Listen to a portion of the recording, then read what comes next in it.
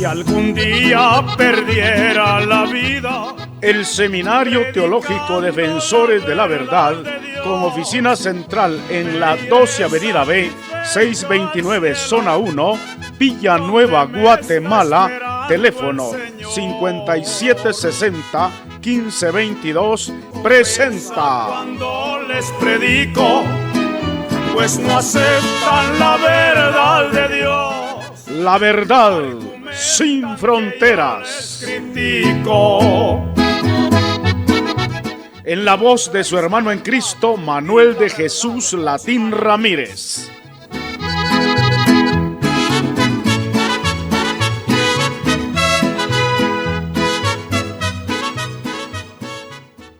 Soy su hermano en Cristo, Manuel de Jesús Latín. Continuando con el documental El fin del mundo. En esta ocasión veremos el tema El arrebatamiento de la iglesia.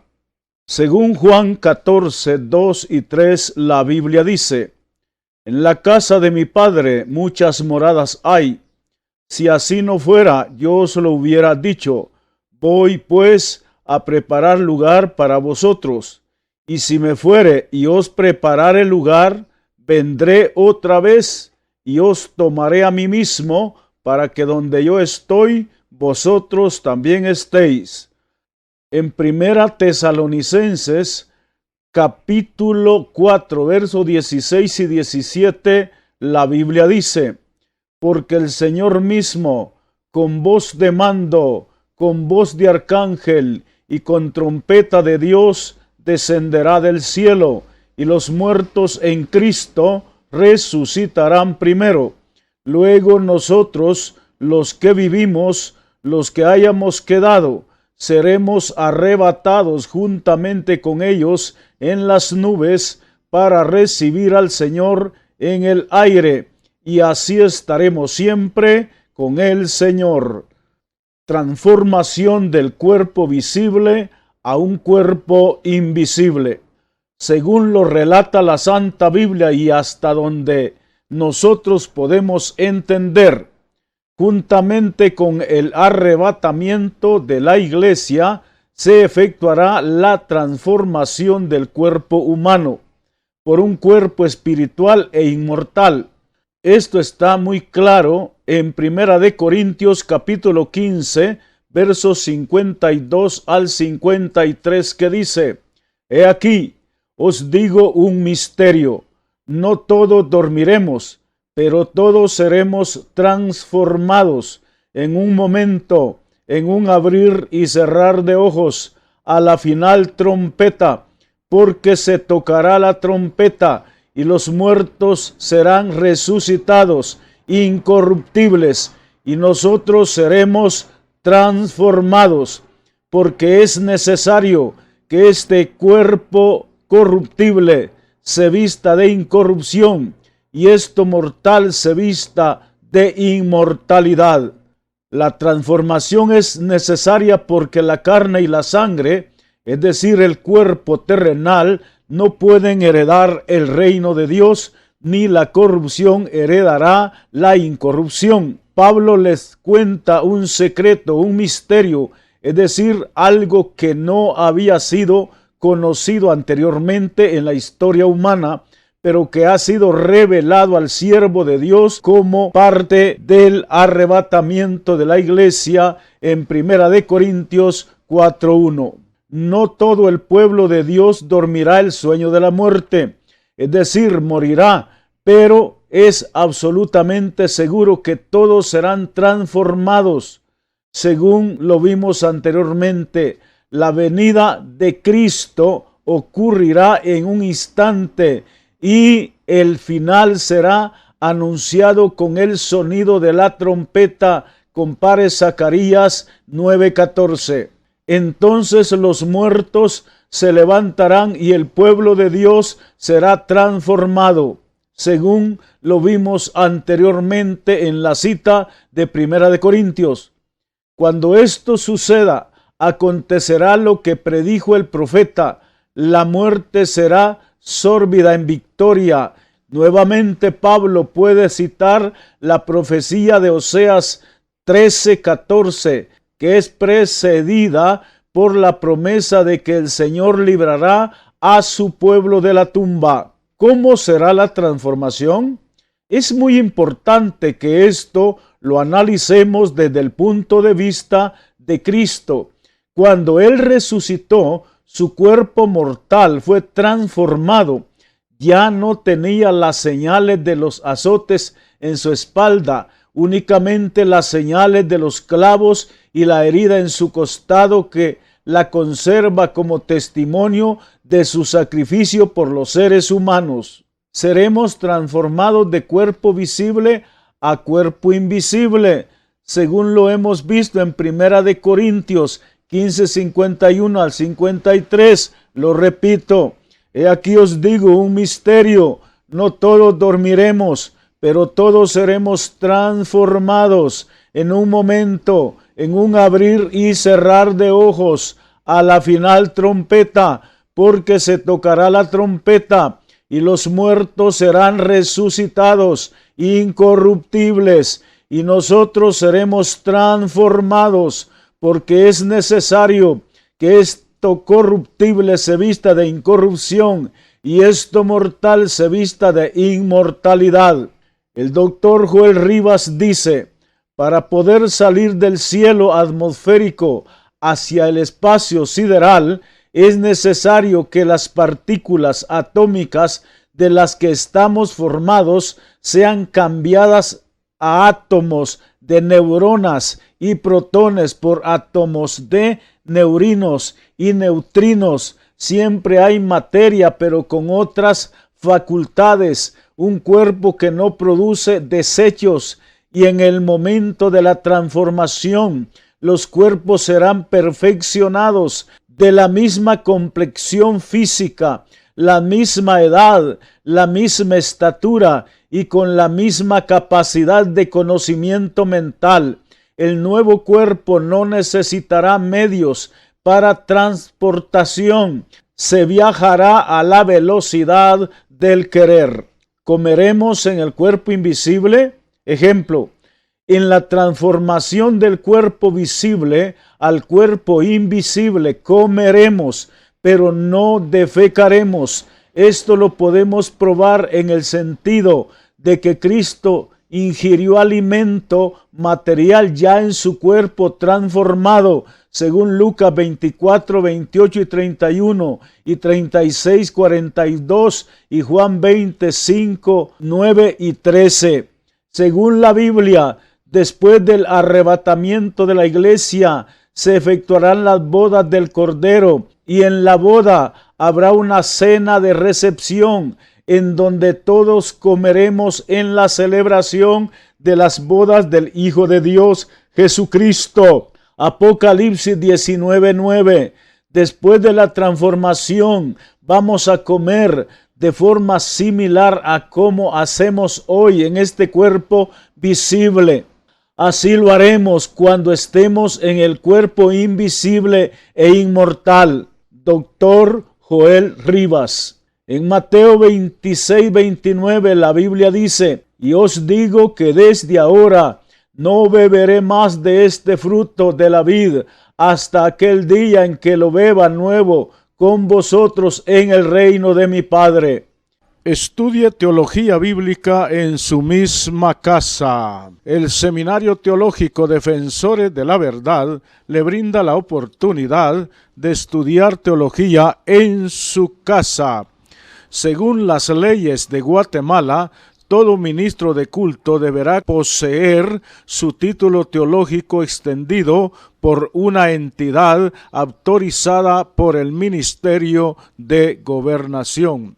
El Seminario Teológico Defensores de la Verdad pone a su disposición los siguientes niveles: diplomado, bachillerato, profesorado, licenciatura y doctorado. Cada nivel tiene su pensum de cursos. En el nivel diplomado usted puede ver historia de la Biblia, historia de la Iglesia, catolicismo romano, reforma luterana, ecumenismo mundial, carismatismo católico, hermenéutica, homilética, demonología, ética ministerial, liderazgo cristiano, liturgia evangélica, teología y ciencia, fiestas y creencias paganas y el peligro de las sectas. Si usted desea obtener más información acerca de este seminario, puede llamarnos al 5760 1522. Manuel de Jesús Latín, director del seminario. Que Dios me le bendiga. En Lucas 22, 15 y 16 dice, y les dijo, cuánto he deseado comer con vosotros esta Pascua antes que padezca, porque os digo que no la comeré más hasta que se cumpla en el reino de Dios. En Lucas 14, 15 dice, oyendo esto, uno de los que estaban sentados con él a la mesa le dijo, bienaventurado el que coma pan en el reino de Dios. Comida en el cielo. Una de las preguntas que nos haríamos es, ¿hay comida en el cielo? Según el contexto de la Biblia, sí hay comida en el cielo. Por ejemplo, el maná que Dios le envió a los israelitas en el desierto. En Juan 6:31 la Biblia dice, nuestros padres comieron el maná en el desierto, como está escrito, pan del cielo les dio a comer. En Éxodo 16:35 dice, así comieron los hijos de Israel maná 40 años, hasta que llegaron a tierra habitada. Maná comieron hasta que llegaron a los límites de la tierra de Canaán. En Números 11:7 la Biblia dice, y era el maná como semilla de culantro, y su color como color de bedelio. En el Salmo 78:24 dice, e hizo llover sobre ellos maná para que comiesen, y les dio trigo de los cielos. En Apocalipsis 2:17 la Biblia dice, el que tiene oído, oiga lo que el Espíritu dice a las iglesias, al que venciere, daré a comer del maná escondido. En la transformación podremos traspasar paredes materiales, según lo dice la Biblia. Ejemplo, Juan 20:19 al 20, dice, cuando llegó la noche de aquel mismo día, el primero de la semana, estando las puertas cerradas en el lugar donde los discípulos estaban reunidos por miedo de los judíos, vino Jesús y puesto en medio les dijo, paz a vosotros. Y cuando les hubo dicho esto, les mostró las manos y el costado, y los discípulos se regocijaron viendo al Señor. Si usted analiza estos versículos, dice que las puertas estaban cerradas. El Señor entró a la casa sin abrir ninguna puerta. Entró por las paredes en su cuerpo espiritual ya transformado. Este evento es conocido como el rapto, el ser trasladado de un lugar a otro. Es el gran próximo evento de Dios para la iglesia. Aquellos que han confiado en Él y han aceptado a Jesucristo como Señor y Salvador de sus vidas. El Señor dijo que iría a preparar lugar para nosotros la iglesia, y que regresaría a buscarnos para que donde Él estuviese, nosotros estuviésemos con Él. Juan 14:1 al 3. Ahora bien, los que se oponen a la enseñanza del rapto o arrebatamiento de la iglesia dicen que tal acontecimiento no es bíblico, ya que la palabra rapto no se encuentra en la Biblia. Aunque la palabra rapto no está en la Biblia, el evento claramente está bien especificado. ¿Sabía usted que la palabra Trinidad tampoco se encuentra en la Biblia? Pero no dudamos de su existencia, Padre, Hijo y Espíritu Santo. Comienzo de la cuenta regresiva. Por las sagradas escrituras de Dios, sabemos que la iglesia será quitada del mundo en el evento que conocemos como el arrebatamiento. La Biblia dice que el arrebatamiento ocurrirá a la hora que nadie lo espere, a la hora que nadie esté pensando en ellos. Lucas 14:49. El Señor ha de venir en forma repentina, inesperada y sin previo aviso. Por lo tanto, no podemos señalar el comienzo de la gran tribulación, ya que no podemos predecir la fecha del arrebatamiento ni de la segunda venida de Jesucristo, que tendrá 2 etapas. Primero, Jesucristo desciende de su trono, pero se quedará en el cielo para esperar a la iglesia, y después, en la segunda etapa, Cristo desciende a la tierra con la iglesia después de las bodas del Cordero. Lo que sí sabemos, sin embargo, es que el momento en que la iglesia sea quitada de este mundo, la luz se habrá ido y entonces presidirá la oscuridad. Los poderes de la oscuridad estarán en apogeo. La gente que quede hará lo que bien les parezca, debido a que la luz ya no estará para exponer su maldad. Todo lo que tenga que ver con Dios ha de ser dejado a un lado. El anticristo, al cual Daniel llama rey altivo de rostro, satisfacerá sus intenciones ocultas, debido a que la iglesia se ha ido.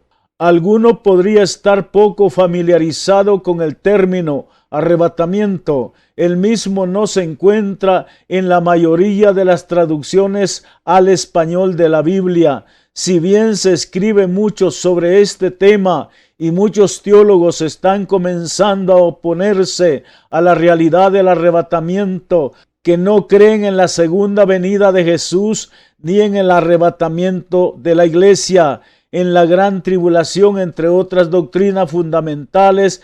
Sin embargo, la Biblia misma nos explica en muchas de sus partes sobre el arrebatamiento, como por ejemplo 1 Tesalonicenses 4:16 y 17. No hay indicación, cosa semejante, que revele el tiempo de nuestra partida. La Biblia simplemente dice: por tanto, alentados los unos a los otros con estas palabras. 1 Tesalonicenses 4:18. No necesitamos tener un título universitario para entender que Pablo se refiere aquí a los versículos anteriores, los cuales explican el arrebatamiento, y señala que anhelar estar en este evento es nuestro aliento o consolación. Sin duda alguna, a lo largo de estos 2 milenios recién pasados, muchos cristianos que vivieron bajo persecución y enfrentaron severos castigos o aún la muerte, realmente se aferraron al consuelo de que Jesús podía volver en cualquier momento. Es muy importante para nosotros los cristianos saber que existen 2 eventos trascendentales y que en cualquier momento nos puede sorprender cualquiera de los 2. Uno es el arrebatamiento de la iglesia y el otro es la muerte. Por lo menos esta era la convicción del apóstol Pablo cuando dijo: pues si vivimos, para el Señor vivimos, y si morimos, para el Señor morimos. Así pues, sea que vivamos o que muramos, del Señor somos. Romanos 14:8. La cena en las bodas del Cordero. Según la Biblia, en cuanto a esta cena, dice: y oí como la voz de una gran multitud, como el estruendo de muchas aguas, y como la voz de grandes truenos, que decía: aleluya, porque el Señor nuestro Dios Todopoderoso reina. Gocémonos y alegrémonos y démosle gloria, porque han llegado las bodas del Cordero, y su esposa se ha preparado, y a ella se le ha concedido que se vista de lino fino, limpio y resplandeciente, porque el lino fino es las acciones justas de los santos. Y me dijo: escribe: bienaventurados los que son llamados a la cena de las bodas del Cordero. Y me dijo: estas son palabras verdaderas de Dios. Yo me postré a sus pies para adorarle, y él me dijo: mira, no lo hagas. Yo soy consiervo tuyo y de tus hermanos que tienen el testimonio de Jesús. Adora a Dios, porque el testimonio de Jesús es el espíritu de la profecía. Apocalipsis 19, 6 al 10. Desde el Antiguo Testamento se conoce la metáfora del matrimonio como una manera de expresar la relación que existe entre Dios y su pueblo.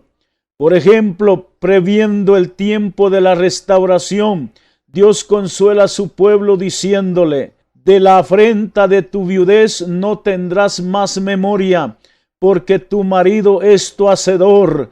Jehová de los ejércitos es su nombre, y tu Redentor el Santo de Israel. Isaías 54, 4 al 5. Anunciándole su perdón y la manera en que Dios amará a su pueblo cuando se hayan vuelto a él, les dice: y quitaré de la tierra arco y espada y guerra, y te haré dormir segura, y te desposaré conmigo para siempre. Te desposaré conmigo en justicia, juicio, benignidad y misericordia. Oseas 2, 18 al 19. Este mismo simbolismo se encuentra también en el Nuevo Testamento. Jesús, hablando de sí mismo, se identificó como el esposo de los creyentes. Esto al decir: ¿acaso pueden los que están de bodas ayunar mientras está con ellos el esposo? Entre tanto que tienen consigo al esposo, no pueden ayunar. Marcos 2, 19. También en las parábolas, Jesús asume el lugar del esposo en la iglesia. Mateo 22, 1 al 14. El apóstol Pablo también describió la relación entre Cristo y la iglesia como la de un matrimonio.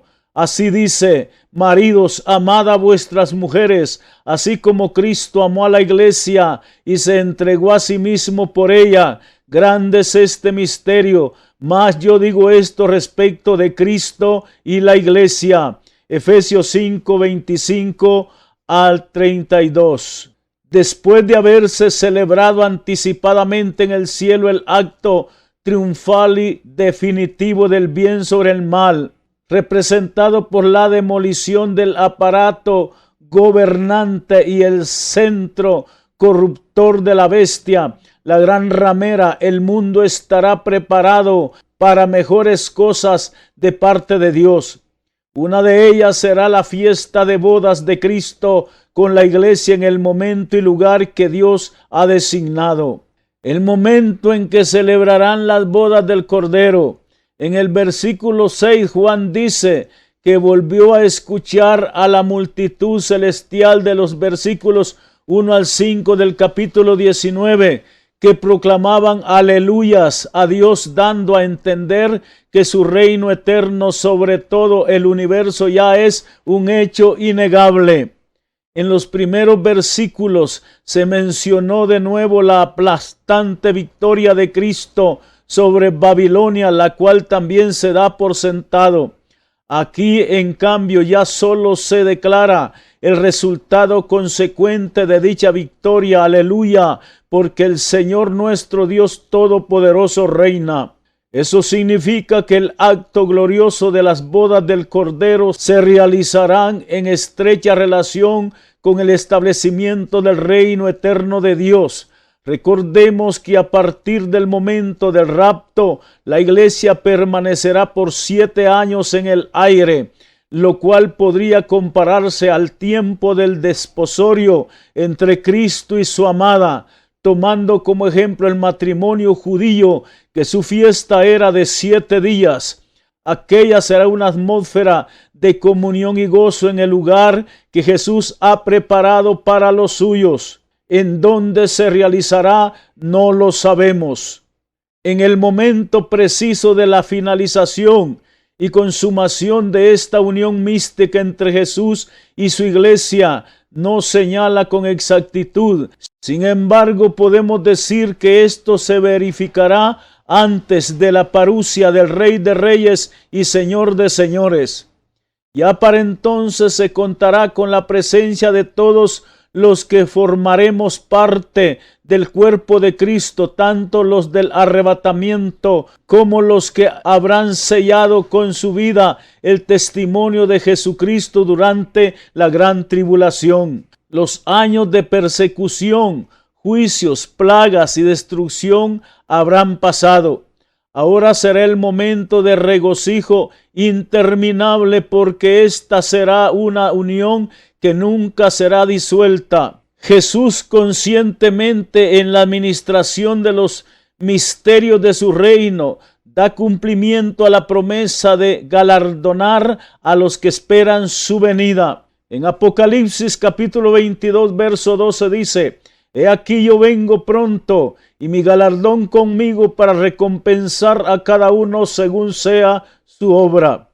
Esto nos capacita, pues, para decir que la atmósfera de gozo y alegría innegables de las bodas del Cordero tendrán como razón y justificación la dicha de los creyentes de recibir directamente de las manos de su bendito Salvador la recompensa que Él trae para cada uno de ellos.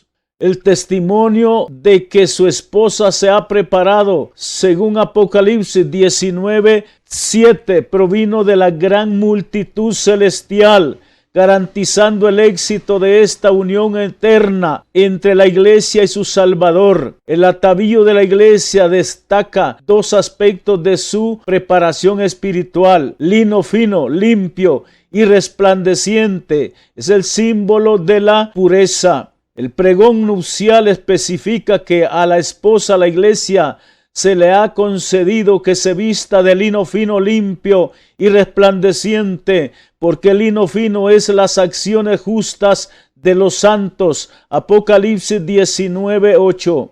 En aquellos tiempos los sacerdotes se vestían de lino y los sumos sacerdotes de lino fino torcido. El color blanco de lino es un símbolo de la pureza y la santidad del sacerdote. Y hoy todos los cristianos somos sacerdotes de Cristo. Los integrantes de la iglesia han sido redimidos y sus ropas han sido blanqueadas con la sangre del Cordero, según Apocalipsis 7:14. De manera que las vestiduras de Dios de los santos resplandecerán por la eternidad, pues Dios los vestirá con lino celestial que jamás necesitará ser lavado o cambiado. Lo que aquí se enseña es la pureza de la justicia de Cristo Jesús, impartida a cada creyente por la obra de la regeneración y sostenida por la justificación. Romanos 5:1. El lino fino es un símbolo de las acciones justas de los santos. La blancura del lino fino no simboliza la santidad del creyente solo en el sentido de no hacer lo malo, sino también es una característica de lo que hacen la voluntad de Dios en su vida. Eso es lo que declara el coro celestial al final de su alocución, porque el lino fino es las acciones justas de los santos. La expresión traducida aquí, acciones justas, hace alusión a una vida obediente a la palabra de Dios, sujeta a la dirección del Espíritu Santo. Dichosos los que son llamados a las bodas del Cordero. En el versículo 9 se registra un cambio considerable en la narración. Juan ya no reporta las expresiones de la multitud que proclamó los aleluyas. Ahora la atención se centra en sí mismo. El ángel que había estado hablando con él desde Apocalipsis 17:1 acerca de la caída de Babilonia ahora le da una orden específica. Y el ángel me dijo: escribe, bienaventurados los que son llamados a la cena de las bodas del Cordero. Y me dijo: estas son palabras verdaderas de Dios. Apocalipsis 19:9.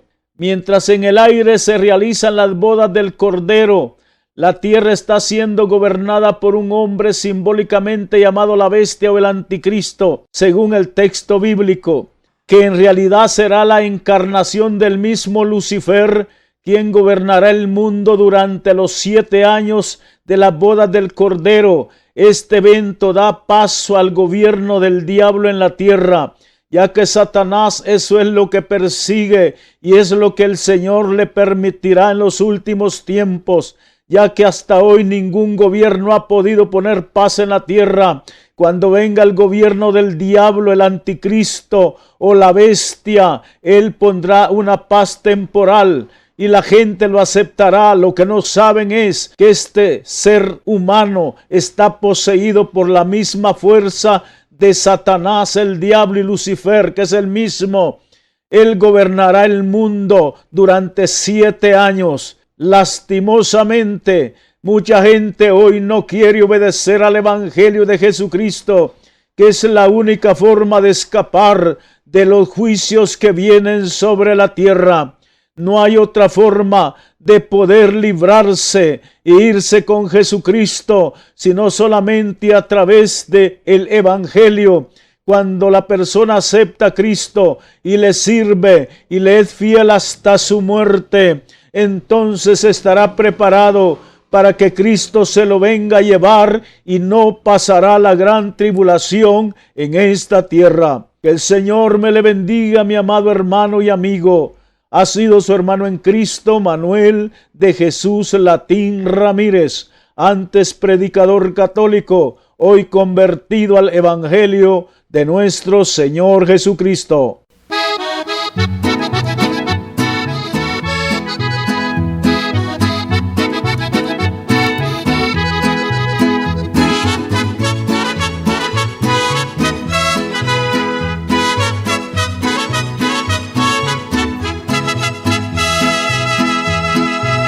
El Seminario Teológico Defensores de la Verdad, con oficina central en la 12 Avenida B, 629 Zona 1, Villanueva, Guatemala, teléfono 5760-1522, presentó.